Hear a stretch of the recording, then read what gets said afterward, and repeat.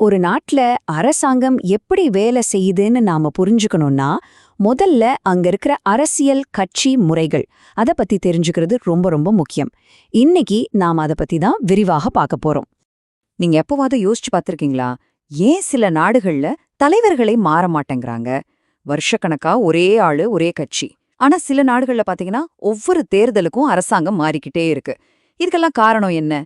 அந்த பதில் அந்தந்த நாட்டோட கட்சி அமைப்புல தான் ஒளிஞ்சிருக்கு. வாங்க அதத்தான் இப்போ நம்ம பார்க்க போறோம். சரி, முதல்ல நாம ஒரு விஷயத்த தெளிவுபடுத்திக்கலாம். இந்த அரசியல் கட்சி முறை அப்படின்னா என்ன? ஏன்னா இதுதான் நாம இனிமே பேச போற எல்லாத்துக்கும் ஒரு பேஸ்மெண்ட் மாதிரி. சொல்லப்போனா இது ரொம்ப சிம்பிள். ஒரு நாட்டுல அரசியல் கட்சிகள் எப்படி வேலை செய்யுது, எத்தனை கட்சிகள் இருக்கு, அவங்க எப்படி அரசாங்கத்தை அமைக்கிறாங்க, அவங்களுக்குள்ள இருக்கிற உறவு முறை என்ன, இதையெல்லாம் வகைப்படுத்துற ஒரு சிஸ்டம் தான் இந்த அரசியல் கட்சி முறை. அதாவது இது ஒரு ரூல் புக் மாதிரி. யார் யாரு கூட போட்டி போடலாம், எப்படி அரசாங்கம் அமையும்னு சொல்ற ஒரு அமைப்பு. சரி, இப்ப நாம நேரா விஷயத்துக்கு வருவோம். இந்த சிஸ்டம்ல முதல் வகை ஓர் கட்சியின் ஆட்சி. பேர்லே இருக்குல்ல, அதிகாரமெல்லாம் ஒரே இடத்துல குவிஞ்சிருக்கும். இங்க என்ன நடக்கும்னா, சட்டப்படியே ஒரே ஒரு அரசியல் கட்சிக்கு மட்டும்தான் நாட்டை ஆள அனுமதி இருக்கும். அவ்வளவுதான், சிம்பிள். எதிர்கட்சின்னு ஒண்ணு இருக்கவே இருக்காது. வேற யாராவது கட்சி ஆரம்பிக்க முயற்சி பண்ணா கூட ஆளுங்கட்சி அதை அனுமதிக்காது.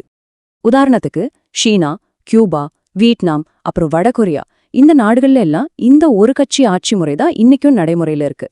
அங்க கட்சி வேற அரசாங்கம் வேற கிடையாது, ரெண்டுமே ஒண்ணுதான். ஓகே, இந்த சிஸ்டம்ல சில பிளஸ் பாயிண்ட்ஸ் இருக்கு. என்னன்னா, அரசாங்கம் ரொம்ப ஸ்டேபிளா இருக்கும், முடிவுகள் எல்லாம் டக்கு டக்குன்னு எடுப்பாங்க, நீண்ட கால திட்டமெல்லாம் போட முடியும். ஆனா இதுக்கு ஒரு பெரிய விலை கொடுக்கணும். அது என்னன்னா, மக்களின் அடிப்படை உரிமைகள், சுதந்திரம் எல்லாம் பறிபோக வாய்ப்பு இருக்கு. ஒரு சர்வாதிகார ஆட்சி உருவாகிறதுக்கான ஆபாயம் ரொம்ப ரொம்ப அதிகம். சரி, ஒரு கட்சியிலிருந்து இப்ப 2 கட்சிக்கு வருவோம். அடுத்தது இரு கட்சிகளின் போட்டி. இங்க பவர் 2ஆ பிரியுது. 2 பெரிய கட்சிகளுக்குள்ளதான் உண்மையான போட்டியே இருக்கும். இத நீங்க ஒரு பாக்ஸிங் மேட்ச் மாதிரி கற்பனை பண்ணிக்கோங்க. ரிங்ல நிறைய பேர் இருக்கலாம், ஆனா டைட்டிலுக்கான ஃபைட் 2 பெரிய ஹெவி வெயிட்ஸ்குள்ள மட்டும்தான் நடக்கும். அதே மாதிரி தான் இங்கேயும். சின்ன சின்ன கட்சிகள் இருந்தாலும் தேர்தல்ல ஜெயிச்சு தனியா அரசாங்கம் அமைக்கிற உண்மையான பவர் அந்த 2 பெரிய கட்சிகிட்ட மட்டும்தான் இருக்கும். ஒன்னு ஆளுங்கட்சினா, இன்னொன்னு பவர்ஃபுல்லான எதிர்கட்சி. இதுக்கு பெஸ்ட் எக்ஸாம்பிள்ஸ் எங்க இருக்குன்னு கேட்டா உடனே சொல்றது அமெரிக்காவும் பிரிட்டனும் தான். அமெரிக்கால ரிப்பப்ளிக்கன் டெமோக்ராட்ஸ், பிரிட்டன்ல கன்சர்வேட்டிவ் லேபர். இவங்க தான் மாறி மாறி ஆட்சிக்கு வருவாங்க. இந்த இரு கட்சி முறையிலயும் நன்மைகளும் இருக்கு. அரசாங்கம் நல்லா ஸ்ட்ராங்கா இருக்கும், எதிர்கட்சியும் தெளிவா இருக்கும். மக்களுக்கு ஓட்டு போடும்போது குழப்பம் இல்ல, ஒண்ணு இவங்களுக்கு இல்லனா அவங்களுக்கு. ஆனா இதுல ஒரு சிக்கல் என்னன்னா, நம்மளோட சாய்ஸ் வெறும் 2க்குள்ள அடங்கிடுது. ஒருவேளை இந்த 2 கட்சியோட கொள்கைகளும் நமக்கு பிடிக்கலனா, அதோட சிறுபான்மை மக்களோட குரல் சரியா கேட்காம போறதுக்கும் நிறைய வாய்ப்புகள் இருக்கு. சரி, 1 பார்த்தோம் 2 பார்த்தோம். இப்ப நிறைய கட்சிகள் இருந்தா என்ன ஆகும்? வாங்க பல கட்சிகளின் கூட்டாட்சி முறையை பத்தி தெரிஞ்சுக்கலாம். இதுதான் பல தரப்பட்ட குரல்களுக்கு இடம் கொடுக்கிற ஒரு சிஸ்டம். இங்கேதான் அசல் மேட்டரே இருக்கு. 2க்கும் மேற்பட்ட கட்சிகள் தேர்தல்ல மோதுவாங்க. இதனால பெரும்பாலும் எந்த ஒரு கட்சிக்கும் தனியா ஆட்சி அமைக்கிற அளவுக்கு மெஜாரிட்டி கிடைக்காது. அப்ப என்ன பண்ணுவாங்க? பல கட்சிகள் ஒன்னா சேர்ந்து ஒரு கூட்டணி அமைச்சு அரசாங்கத்தை நடத்துவாங்க. ஒரு கூட்டணி அரசாங்கம் எப்படி உருவாகுதுன்னு பார்க்கலாம். முதல்ல எலெக்ஷன் ரிசல்ட் வரும், யாருக்குமே மெஜாரிட்டி இருக்காது. அடுத்து பல கட்சிகளும் ஒன்னா உட்கார்ந்து பேச்சுவார்த்தை நடத்துவாங்க. சரி, நாம இந்த விஷயத்துல எல்லாம் ஒத்து போலான்னு ஒரு முடிவுக்கு வருவாங்க. கடைசியா அவங்க எல்லாம் ஒன்னா சேர்ந்து பெரும்பான்மையை காட்டி ஒரு கூட்டணி அரசாங்கத்தை உருவாக்குவாங்க. இப்படிதான் இது வேலை செய்யும். இந்த பல கட்சி முறையோட சூப்பரான விஷயம் என்னன்னா, நிறைய கருத்துக்களுக்கு இடம் கிடைக்கும், பல தரப்பட்ட மக்களோட குரல் அரசாங்கத்துல கேட்கும். ஆனா இதுல ஒரு பெரிய ரிஸ்க் இருக்கு. என்னன்னா, அரசாங்கம் ரொம்ப அன்ஸ்டேபிளா இருக்கும், அடிக்கடி கவிழ்ந்து போக வாய்ப்பு இருக்கு. ஏன்னா கூட்டணியில இருக்கிற ஒரு சின்ன கட்சி சப்போர்ட்டை வாபஸ் வாங்கினா கூட ஆட்சி போயிடும்.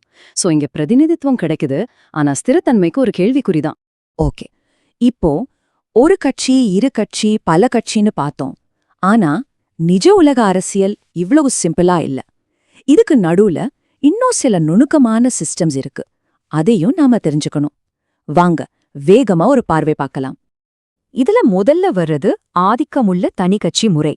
இங்க மத்த கட்சிகள் எல்லாம் இருக்கலாம், தேர்தல்லையும் நிக்கலாம். ஆனா ஒரே ஒரு கட்சி மட்டும் திரும்ப திரும்ப ஜெயிச்சு ரொம்ப காலத்துக்கு ஆட்சியில இருக்கும். உதாரணத்துக்கு சுதந்திரம் கிடைச்சதுக்கு அப்புறம் இந்தியால காங்கிரஸ் கட்சியும் தென்னாப்பிரிக்கால ANC கட்சியும் பல வருஷங்கள் இப்படிதான் ஆட்சி செஞ்சாங்க. அடுத்தது ஆதிக்கமுள்ள இரு கட்சி முறை. இங்க 2 பெரிய கட்சிகள் இருக்கும். ஆனா அவங்க தனியா ஆட்சி அமைக்க முடியாது. அதனால சின்ன கட்சிகளோட கூட்டணி வச்சுதான் அரசாங்கத்தை உருவாக்குவாங்க. இப்ப இருக்கிற இந்திய அரசியல், இலங்கை அரசியல் இதெல்லாம் இதுக்கு நல்ல உதாரணங்கள். பெரிய கட்சிகள் இருந்தாலும் கூட்டணி இல்லாம ஆட்சி இல்ல.